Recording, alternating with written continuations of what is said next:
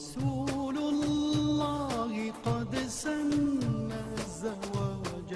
لكثرة النسل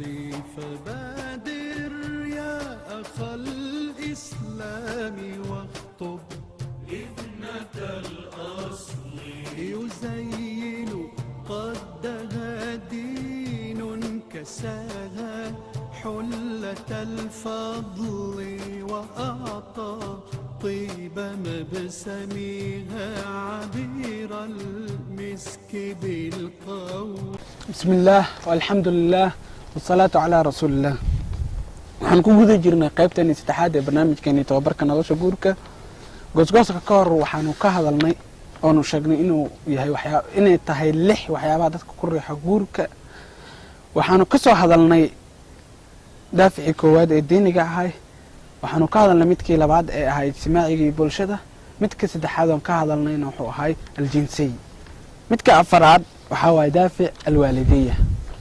kanuna waa mid aad u muhiim ah. haween badan waxay u guursadaan maxaa yeelay waxay ku riyoodaan oo jecel yihiin ilaa yaraantoodiina jeclaayeen kuna riyoonayeen inay uur u qaadaan cunug uurkiisa qaadaan kadibna dhalaan kadibna dhahaan hooyo.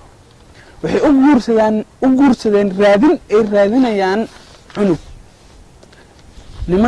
sidoo kale nimanka qaarna waxay u guursadaan inay jecel yihiin caruur ay la dheelaan gabar ama wiil waxay noqotaba. dhibka jiraa wuxuu yahay haddii ay imaato gabar aad u jecel caruurta ninkeeduna u raalli ku ahayn aadna u jecleen caruurta faraha badan, waxaa laga yaabaa inay gabadhaasu la socoto ninkaas ay isla socdaan wax badan, laakiin daafica qalbigeeda ku jiro wuu gubayaa oo dhib iyo culays ku haya sababtoo ayadu waxay u guursatay rabitaan ay rabto cunug. ninkaana diyaar uma ahan hadda iyo 5 sano ee koowaad ay soo socotay inuu dhalo cunug.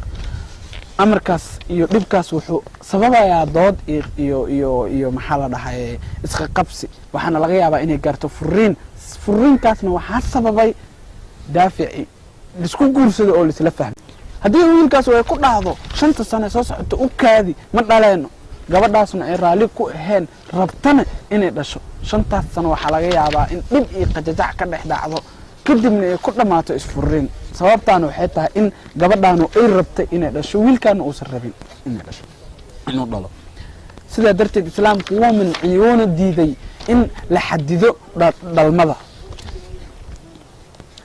waxaa la diidayaa in la sameeyo qaanuun ama sharci lagu dhalaayo lagu xadidayo dhalmada. waxaa jirto wadan reer galbeedka ah inay sameeyeen sharci iyo qaanuun u diidayo qoysku inuu dhalo hal gabar ama hal wiil ama hal cunug wax ka badan.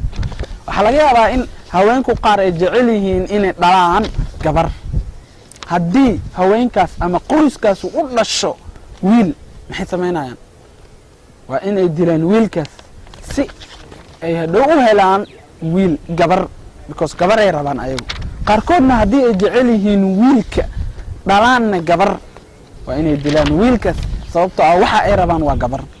islaamku ma ogolo taxdiidu nasliga in la xadido dhalmada, ma la ogolo in la soo saaro qaanuun iyo sharci dadka u diidayo ama ka xadidayo dhalmada. laakiin waxaa banaan in la tandiimiyo oo la habeeyo oo dadka la wacyigeliyo oo la dhaho haddaad adiga awood u leedahay tababar, awood tarbiyadeed iyo awood dhaqaale aad caruurtan ku bisha haddaad leedahay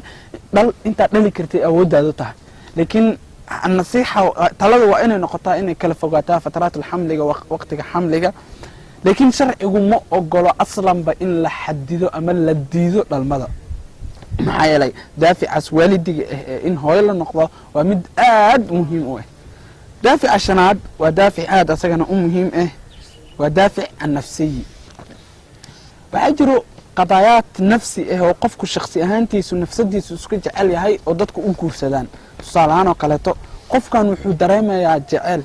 tusaalahaan oo kaleeto qofku insaanka wuxuu jecel yahay inuu noqdo mid la jecel yahay oo dadka shakhsiyaasha oo la macaamulo wax dhex maraan inay jecel yihiin saaxiibadiisa, inay jeceshahay xaaskiisu. sidaas oo kaleetona haweenku waa jecel yihiin qodobadaas.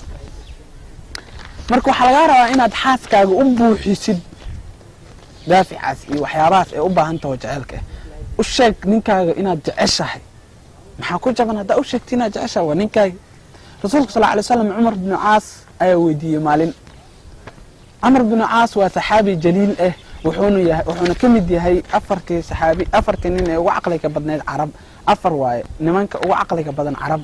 camr ibnu caas mucaawiya ibnu abi sufyaan siyaad ibnu abiih iyo mugiira ibnu sacd camar ibnu caas waa saxaabi jaliil oo aad u caqli badan maalin ayaa rasuulka sal alay wasalam wuxuu ka dhigay hogaan uga dhigay koox oo rasuulku duulaan u dilayay wuxuuna ka tagay cumar iyo abubakar uusan hogaan ka dhigin camar waxaa ku soo dhacday in rasuulka sal alay wasalam aad u jecel yahay oo dadka midka ugu jecel yahayna yahay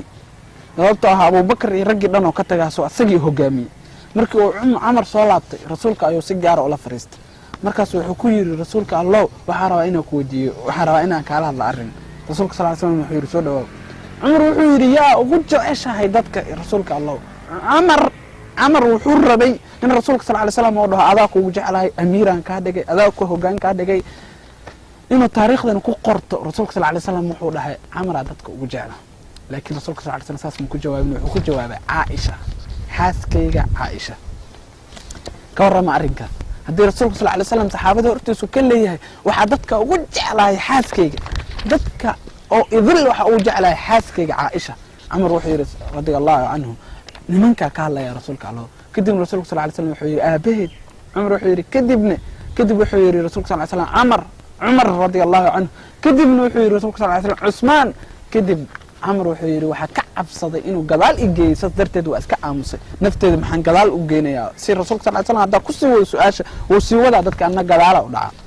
marka meesha annaga waxaa u baahan nahay oo aan ula jeedna aan hadalkan u keennaa waxay tahay in rasuulka sal alay wasalam uu saxaabadii hortooda ka dhahay waxaan dadka ugu jeclahay xaaskayga caaisha ka warrama markuu hadalkaas gaaro ficlan ugu gaaro caaisha radia allahu canha rasuulka sal alay wasalam wuxuu dhahay dadka oo dhan waxaa ugu jeclahay xaaskayga caaisha sidoo kale rasuulka sal alay wasalam wuxuu yidhi haddii midkiin jeclaado walaalkiis ha u sheego oo ha u sheego inuu jecel yahay xaaskaagaana waxay tahay qofka ugu wanaagsan ee u sheegi karto inaad jeceshahay ku dheh adiga inaad xaaskaaga jecesha u sheeg waa ku jeclaa ku dheh ceebna maahan wax ku jaban oo dhibana ma jiro kadibna waxaa jiro daafic asagana iyo waxyaaba dadka ku reexa guurka ah oo taqdiir in la qadariyo qof walba wuxuu jecel yahay in la qadariyo gabadhu waxay jeceshahay nin qadarinayo madaxa u salaaxayo waa ixtiraamayo u sheegayo inuu jecel yahay maxaa yeelay ku faanayo oo sidoo kaleeto aad ugu faanayo gabadhan uu jecel yahay walaalayaal sidoo kaleeto haweenkan waxaa laga rabaa nimankoodu inay saasoo kaleeto u yeelaan walaalayaal nolosha banaanku aad bay u adagtahay waxyaabaha nimanku banaanka kula soo kulmaan waa wax aad u adag waxay u baahan yihiin inay arkaan nin markay guriga usoo laabtaan waxay u baahan yihiin inay helaan haweeney guriga markay usoo laabtaan salaanto farxad iyo weji furfurnaansho ka hor keento sidoo kaleeto gabadhu haweeneydu waxay u baahan tahay qadarin haweeneydaada haddaad la fariisatid subaxii ilaa galabkii si aad u fiiriso waxa ay ka samaynayso gurigaas wallaahi waa wax aad u fara badan waxay ilaalinaysaa caruurtii waxay ilaalinaysaa gurigii nadiifinaysaa cuntadii ku karinaysaa waxay kuu diyaarinaysaa waxyaabaha aad u baahan tahay adiga markaad shaqada ka soo laabatid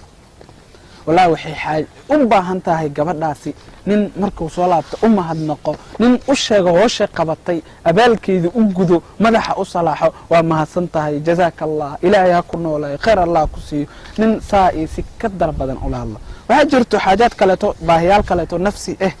dadka qaar waxay u guursadaan carar ay ka cararayaan cidlada waxaa la yaab leh wiil inta guursado kadibna markii uu guursado habeenkii la soo dhafraya asxaabtiis ilaa waqti dambe oo leyd ah ilaa 12 habeenimo ilaa 1 habeenimo ilaa 2 habeenimo ilaa habeenkii waqti dambe gabadhaas u guursatay ninkaas carar ay ka cararaysa cidlada weli waxay dareemaysaa cidlo sidaa darteed marka meeshaas waxaa ka dhalanayo dhibaato iyo qajajac iyo isqabsi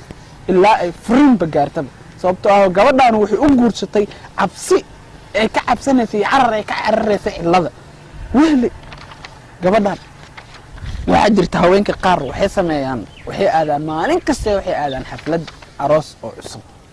qaarkood waxaaba jira waxa u degan jadwal oo aroosyada iyo waxaas ah taas oo mushkilad walaal xitaa hadda gabadhu aado masaajidka dhib waay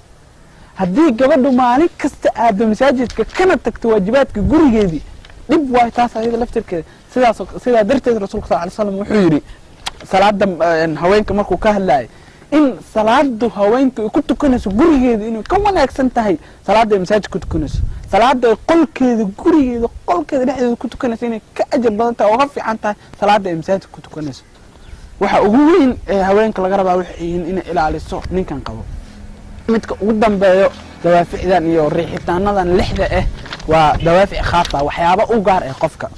waana kuwa halis oo aad u daran midkeen haddii dawaaficdaas iyo waxaas uu leeyahay waxaan ka codsanaynaa oo aan ugala hadlaynaa u sheegaynaa inuu iska dhaafo dawaaficdaas qaarkeen waxay u guursadaan gabadhan walaal waa milyoneer waa bilyoneer lacag ay leedahay in loo guursado taas waa khalad walaalayaal wuxuu ku leeyahay gabadhan haddaa guursado bilyoneera noqonaa lacag badanaa hela taas waa khalad kugulama talinayna inaa u guursato saas haa jirto sidoo kaleeto wiilal u guursado xifaaleen iyo dagaal ay kula jiraan haweenka ay qabaan iyo xaaskooda tusaale ahaan oo kale gabadhii iyo xaaskii uu qabay isdagaaleen wax isku qabteen wuxuu ugu hanjabay inuu gabar kale guursanayo gabadhii kale markuu guursaday gabadhaas inaad dhib iyo qajajac geysid haddii aad furtid marka ma fiicno saas gabar kasta oo maqasho oo ogaato ninkan inuu u guursanayo nikaayah iyo ka aarsi iyo xifaalan oo gabadhaas kaleeto ka aarsanayo waxaan kula talinaynaa inaysan yeelin guurkaas ayna guursanin kuwani walaalayaal waa 6 qodob oo ka hadlayay xiriirka waxyaabaha dadka ku riixo guurka oo ku sababa inay guursadaan waxaa dhacday hotel ku yaalo Suuriya in uu qabtay aroos 16 aroos sanad gudihiis hotelku aad buu qaali u ahay maalka lagu bedelay guurkaasi aad ayuu u farabadnay hadda sanad kadib ayuu wuxuu damacay hotelka inuu karaameeyo oo xaflad u qabto aroos lamaanayaashii arooskooda dhacay wuu la xiriiray wuxuuna u soo baxday oo ogaaday in 13 kamida 16 kaas ay isfureen kala tageen waxa soo baxday in dawaaficdii iyo waxyaabihii la isku guursaday aysan noqon kuwa sax ah waxaanu ka hadlaynay dawaafic 6 oo dadku isku guursadaan halkaas ayaanu ku soo gabagabeynay qaybteennii maanta waxaan rajaynaynaa inaad ka faa'iideysateen qaybteennii maanta oon oga hadlaynay dawaafic 6 oo dadku isku guursadaan. Assalaamu calaykum waraxmatullaahi wabarakaatuh.